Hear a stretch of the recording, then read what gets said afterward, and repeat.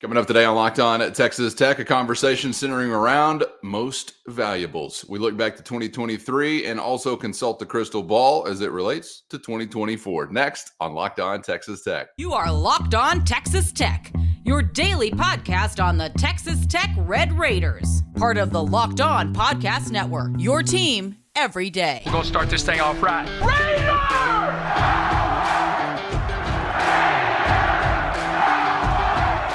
Everything runs through Lubbock.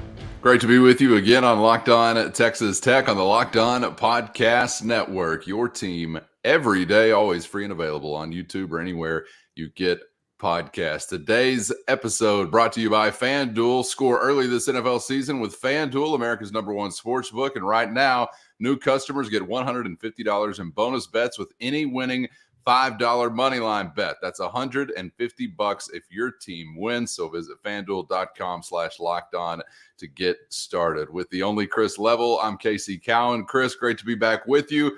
Hope Christmas treated you and your family well, and the same to all those in the audience as we are in the in-between time.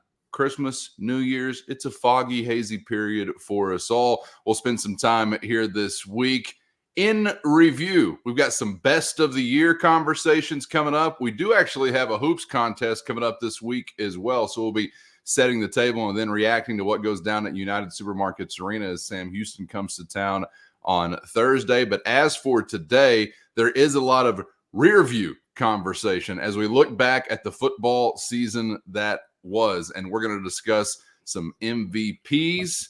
Could be singular, could be plural, on both sides of the ball, and we'll look ahead to those next in line whenever 2024 arrives.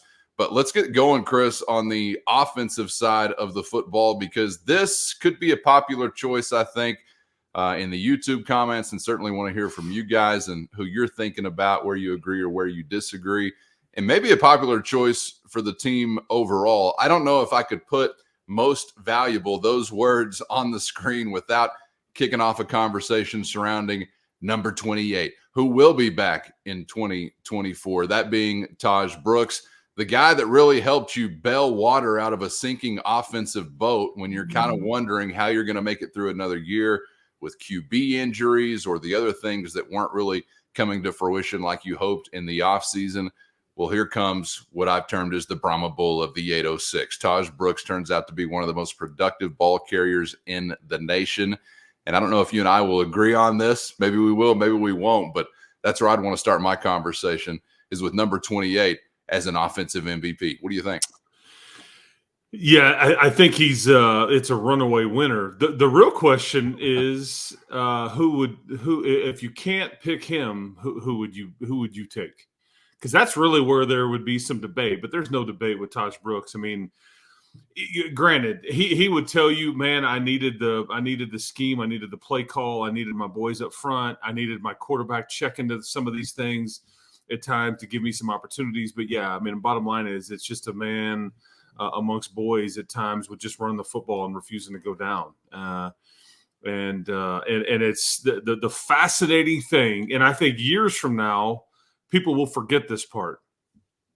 It will be lost on folks that this wasn't really, your identity. It wasn't your necessarily intention. I mean, I think even Taj Brooks would have said, I'm not running for 1,400 yards this year.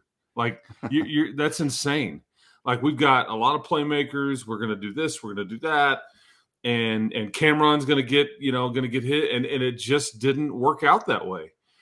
To Taj's credit, to the line's credit, or maybe because it's twofold, I guess. Maybe like they were not great at pass blocking, so maybe it was their doing that ultimately helped Taj in that way. But again, it was all self-admitted. I mean, that's what Caleb Rogers was saying, and that would be, I don't know, Cowan, who would you say would be?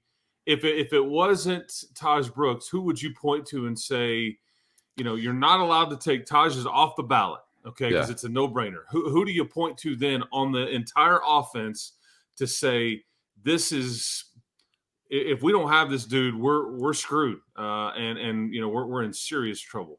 I've got two options. One of them wears that number. The other one, though, that I would say first, and I'm not sure how he would, quote unquote, grade out for the year. And we saw him in a couple of different spots this year because of some, injury issues and things like that. I'd go back to our guy, Dennis the Menace Wilburn.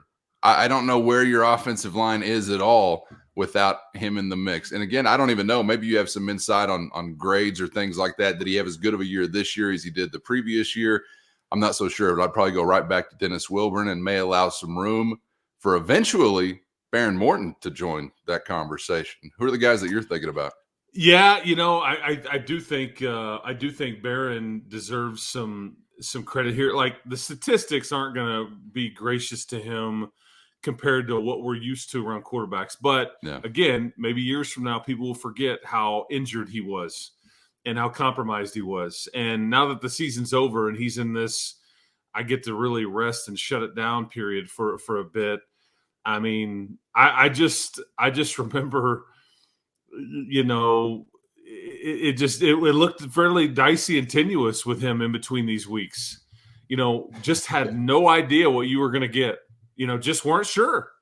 I even think there was some chatter that before the bowl game that he was like, man, I feel really good. And then it's like a couple days before the bowl game, it's like, I think he had told some folks, my arm doesn't feel right. And you're just like, well, so you just don't know what you're going to get, when you're, again, calling plays, lining up the game plan, all those things. But to his credit, I mean, he pushed through. And I think, he's a big reason why you ultimately won 7 games. I would offer up Caleb Rogers from the standpoint of, I thought he was better than last year. Okay. He moved obviously to right tackle. Was he an all-conference guy? No. Is he more important to you than Dennis Wilburn? I can't say that he is. However, it's hard for me to ignore the fact that Caleb Rogers was the loudest about running the ball. And Joey McGuire talked about this repeatedly. Caleb was like the thing about him and his personality, there's a lot of juice and energy there. He's got a lot to say. He'll get in somebody else's face and say it. He's not afraid. He'll smile at you and give you a big old hug too. But he was like telling his head coach, run the freaking ball, dude. Like, run it. Like, get, and not in so nice way of saying it. But, and again, it's all playful in some ways, but they did it. And so I don't know. But I think that's the interesting conversation is who other than 28 would be the dude.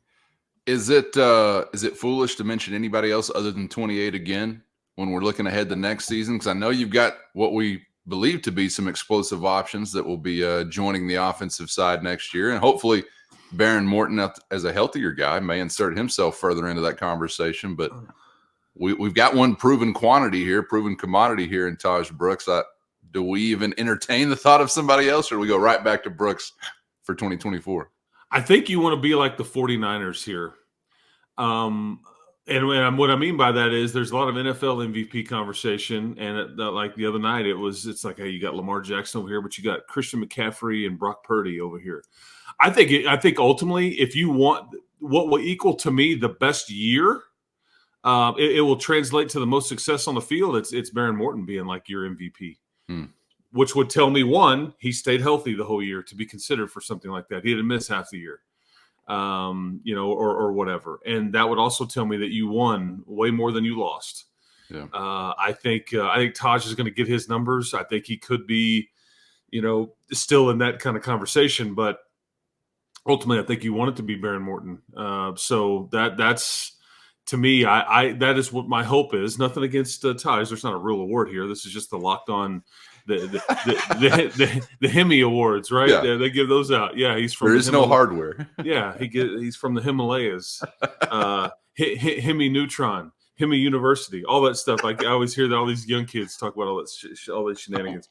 Yeah, that's right. I was close. Yeah, because it is shenanigans. Yes. Anyways, but yeah, that's.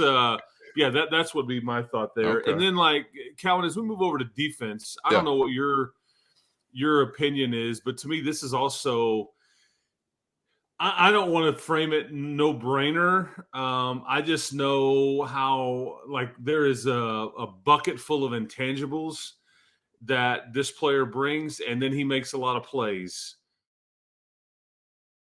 First, today's episode brought to you by FanDuel. Heat up the action and keep the sports flames stoked this winter with America's #1 sportsbook and the official sportsbook of Locked On. There's nothing nicer than cuddling up by the warmth of a nice prop bet or a player parlay. And if you've been thinking about joining FanDuel, there's no better time to get in on the action with their safe, secure, and easy-to-use app where it's all at your fingertips. And of course, when you win with FanDuel, you're always paid instantly. And right now, new customers get $150 in bonus bets with any winning $5 money line bet. That's $150 back if your team wins. You'd be a fool not to take a bite out of that apple. So get to FanDuel.com/lockedon and sign up today for your shot at $150 in bonus bets with any $5 money line bet that hits with FanDuel, official partner of the NFL.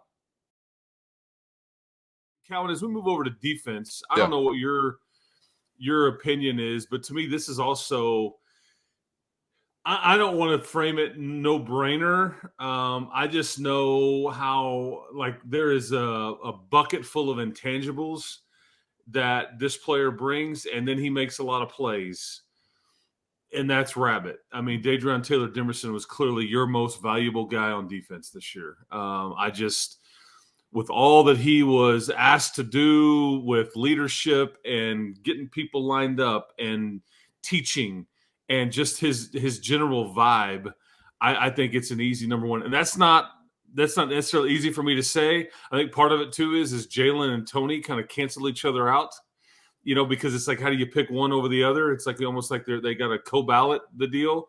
And if I was allowed to pick both of them as a duo, I probably would have taken them just because of the quantity there. But Rabbit would be my guy there. Yeah, it's like Crabtree, Harrell for Heisman. What Exactly. do we get? Oh, we get neither. Yeah. I thought Rabbit was going to have to be the obvious choice. And the only other one, I guess, because we're talking most valuable. So I take that in some ways to mean, what do these position groups look like without this guy involved? And Rabbit would fit this bill. Hutchings, Bradford would fit this bill. I thought about Ben Roberts, shockingly, on this list, because what would your linebacking core look like? Obviously, whenever you see the injury to Jacob Rodriguez, we're wondering about what the linebacking core was going to look like. And then all of a sudden, dude steps in and is a freshman All-American mention on some list, depending on the outlet, and was as rock solid for you as really anybody on that side of the football, maybe not named Rabbit or Bradford or Hutchings. He's probably going to have to be an honorable mention, or I would assume a third kind of choice for a lot of Tech fans out there. And again, let us hear from you how you see it in the YouTube comments. But I don't think we could have this conversation defensively without at least mentioning Ben Roberts' name. What do you think there? Well, let's just get into who will be next year's MVP, because that's why I purposely, I think what's fascinating about Ben is that I just remember before the Oregon game, here you have, he comes in and finishes up the Wyoming game, didn't do bad at all. But then it's like, okay, you've lost a game, you're coming home to play Oregon and all that their glitz and glamour and their ranking and everything that comes with it, and their speed, this sixth-year quarterback, and it's like, well, we're going to put Ben Roberts out there and he's going to start, which really you didn't have any choice. And on paper, that is the scariest of matchups. Yes. Just call it what it is. Yeah. It's like they have a dude at wide receiver named Troy Franklin. They have a dude at running back named Bucky Irving. They've got a dude at left tackle. They've got a dude at tight end. They've got a guy that's playing quarterback as well as anybody in the game at this level. He's 35 years old. Yes, and he would go on to remain in the Heisman race until the very end. And you're like, and Ben, I know you haven't played a lot of football at this level, like hardly none. And like, good luck. And then you have all the that comes with that game and the environment and just that's always the thing that scares coaches to death, is like the the intangible of like there's just things that young people are going to do and react in a stadium full of 60,000 people when the music is blaring, you can't hear, they forget the most easiest thing that they practiced all week. It's just like that's what makes sports beautiful, and that's what makes college football. And yet he like aced the test. I mean, just absolutely aced it, and continued to do it all year. Man, and if you talk next year, I can't. This is going to be like a Tony and Jalen deal. Like I refuse to split this to split these dudes up. I mean, I think that your MVPs, potentially for next year are Jacob and Ben. Bottom line, because I think, I think they have a chance to be one of the best duos you had. And again, we've dictated how, or we've kind of gotten into this how, Jordan Brooks and Dakota Allen and Rico Jeffers and Colin Schooler. I mean, you've had some really good interior linebacker tandems in recent years. Some of these are in the NFL, some of these guys or still trying to get there. I think very highly of these two guys, and it's all in front of them. And one of them next year is going to be a junior. The other one's going to be a sophomore. And so, I mean, and this was thought to be one of the scariest positions on the team. And I always gloss over, I just mentioned the tandems. Krishan and Kosai is why we were nervous about this, because they were so good last year. Yep. And they'll get, that they don't get the credit that they deserve, but they were phenomenal last year. And it was like, ooh, that position scares me to death. And the reason that you point to those middle linebackers is because there's a lot of dudes at running back in this league now. And that position is more important than, I don't want to say more important than pass rusher, but there's a new importance on being able to stop the run now in the league with RJ Harvey coming back, Devin Neal coming back, Ollie Gordon, the nation's leading rusher, coming back.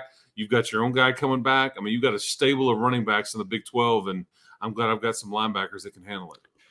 I guess it could be a little scary in the sense that, and I don't know if you agree or disagree with this, but beyond Roberts or Rodriguez, if we were talking about 24 MVPs in my head, which there's a lot of just hollow noise rattling around up there anyway, but I'm hearing some cricket noises. Is there an obvious one for you? Well, the thing is, I don't know necessarily where everybody's going to settle. And I think that what you also have, one, Ben and Jacob are a bit more established than a lot of what else you have on defense, because, I mean, it doesn't mean that Dylan Spencer, that Isaac Smith, Amir Washington, who we just saw in the bowl game, Baskerville, Steve Linton, if he were to get healthy and get right. But I mean, how do you narrow it down with any of the group? Or, I mean, is Braylon Lux one of your best DBs? What would you be without him? Because you're going to bring, what does AJ McCarty bring to the table? Does one of these freshmen, and Jordan Sanford, Brendan Jordan, Chapman Lewis, do they emerge? But there's too many unknowns, and there's too many people to try to pick from there to narrow it down. I'm going to go with the known. I'm going to go with the bird in the hand right there. And those two dudes on the interior, I mean, I've seen it. I know what I'm getting. I mean, I think you could also make the argument that if you want to talk valuable or important, like try your defensive tackle rotation minus Quincy Ledet. Mm-hmm. Because all of a sudden he's kind of looking around. It's like the Will Smith meme. It's like, in the last print, the Fresh Prince or whatever, when the lights, are turned off, all the furniture got moved out. And he's like, all right, well, I'm not Uncle Phil no more, man. Where's Uncle Jalen? Where's Uncle Tony? That's right. Because there's a reason that they've just offered, some of these guys from the portal. There was a New Mexico State guy that got in the portal that they just offered a defensive tackle. You've got a lot of young pieces there. Quincy's the old head, and he's going to play a ton. He would be a starter for sure. So that would also be worthy. In fact, I'd probably say to you, Quincy may be I can't say he's going to be next year's MVP, but I mean, as far as importance, I don't want to see the way your roster is constructed right now without him, because that's where you would be most vulnerable. Some of these guys will rise, some will fall, some will be impacted by injury. There's probably a name out there we haven't mentioned that may insert himself into the conversation because his impact can't be ignored, and that's is part of what makes it so much fun to watch some of these guys get new opportunity. Some not so much for the first time in their career. Some have gotten a few minutes, but maybe a little bit more run for them as we get to 2024. All right, again, let us know how you feel about that, where you see it the same, where you disagree in the YouTube comments. Chris, you mentioned the transfer portal, and we finally have some dust settling for some of those dearly departed Red Raiders, RIP, some of those guys that hit the transfer portal and were headed elsewhere. Wanted to get to some thoughts on these destinations because, and this may be like a super fan driven kind of conversation, much like, recruiting a guy, you get a commitment. Well, given the fact I may have never heard of his name, let me see who else wanted him. And that's how I will base how I feel about this dude. Crimson Tide on the list, Georgia. Okay, sure. I'm feeling great about this guy. Timbuktu U on the list. I don't know. I don't think he can play when I know absolutely nothing in Blanchard and company we trust. But we're talking about some pass catchers here specifically in this conversation, and it was destinations like Vanderbilt, Boston College, Indiana, UTSA for some guys like Fungi, Miles Price, Jerron Bradley. So what did you make of some of these landing spots? Were you surprised at all by some of the landing spots for some of these guys?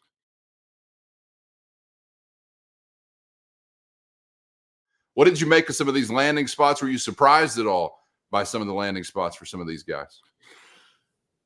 I mean, you saw the commentary, or a lot of it, like I did, whether it was in comments on this show or a place that you and I spend some time on RedRaidersports.com about the vulnerability or the gnashing of teeth when it was like it seemed like everybody was leaving from the wide receiver room.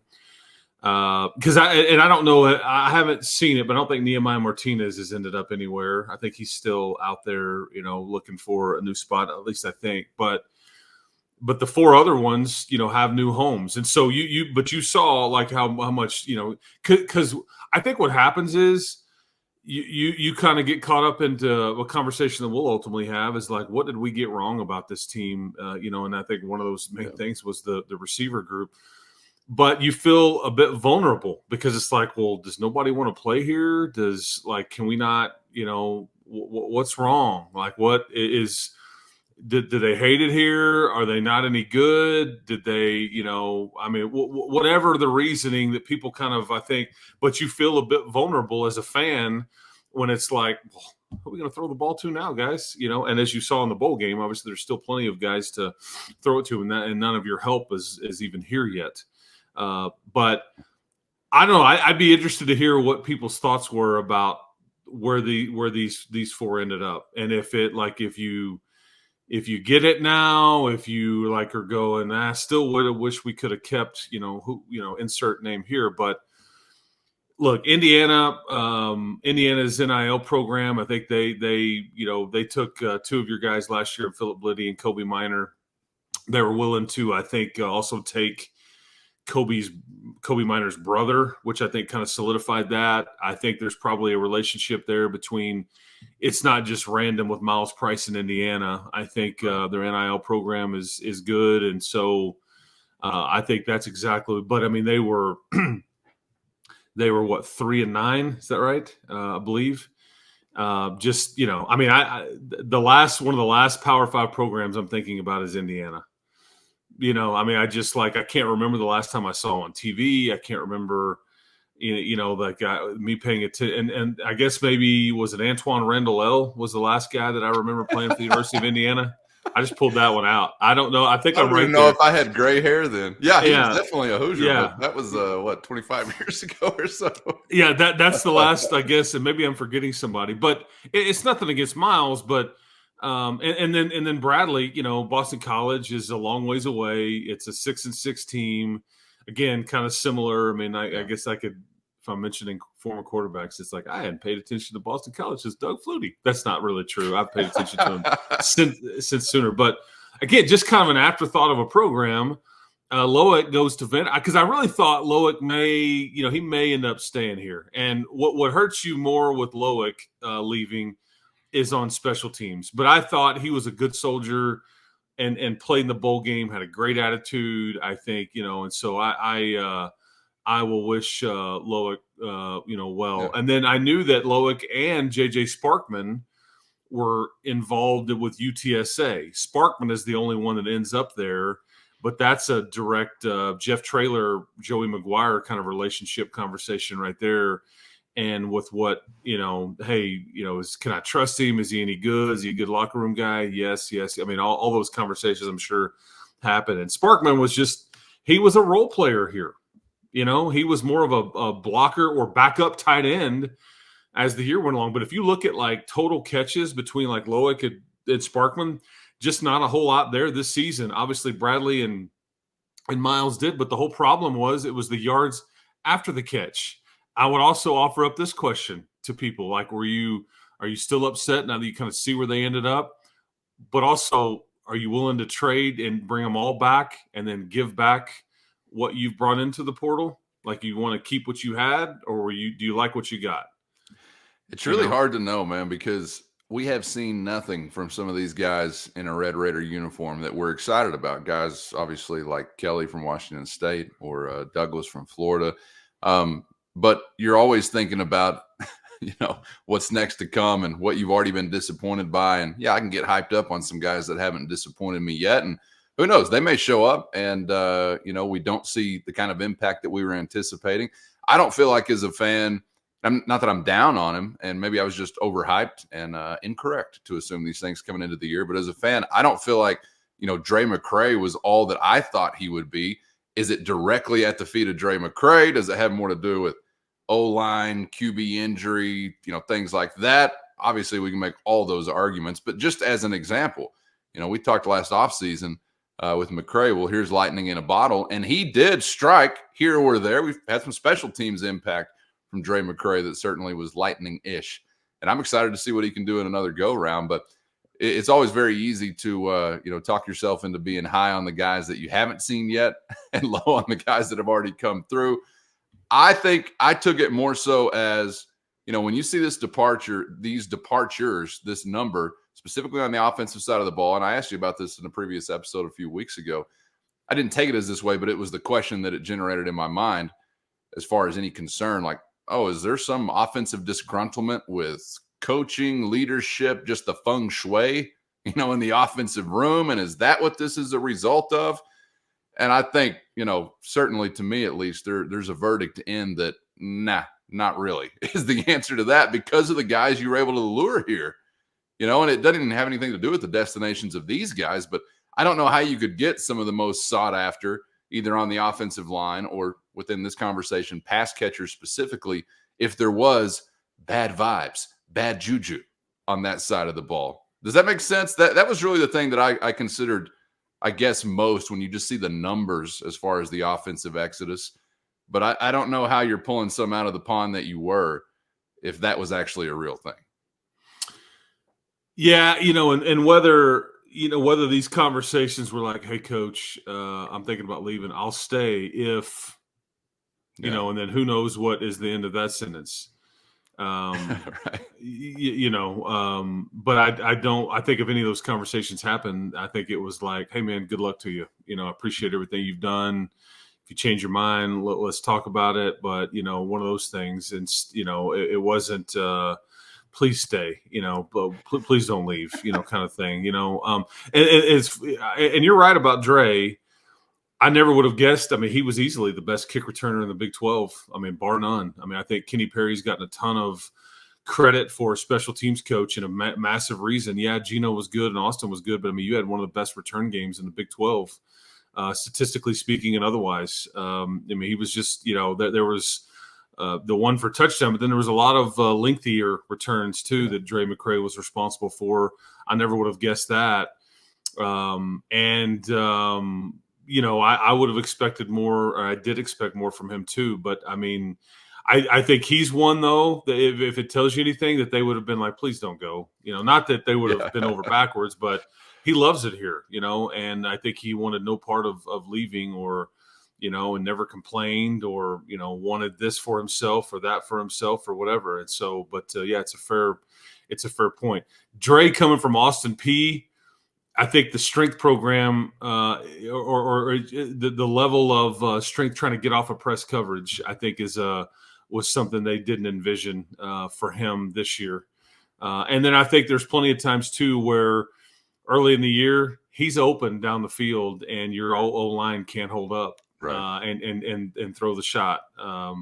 So that was also part of the problem too. So, but anyway, but yeah, point still stands. That's part of what is tied into football being the ultimate team sport. Yep. You got 11 guys out there that have got to get a job done, and if one DYJ, if one doesn't, then the other of the 11 is not going to have an opportunity to do his job, possibly down the field or chucking the football or whatever. If you got a guy in your lap, shout out to our guy Patrick Mahomes. As I'm thinking about somebody being in somebody's lap all day long, and congratulations to Tyree Wilson on a Christmas Day win, because we got a guy on the other side as well. Okay, we're back on the other side with more. We're going to get into some more rear view conversation, and if you enjoy seeing us look foolish, we will discuss where we went wrong. So maybe you'll like that edition of Locked On Texas Tech, and we'll talk some hoops on the other side as well, as we get ready for a ball game from United Supermarkets Arena with Sam Houston fitting the description of the next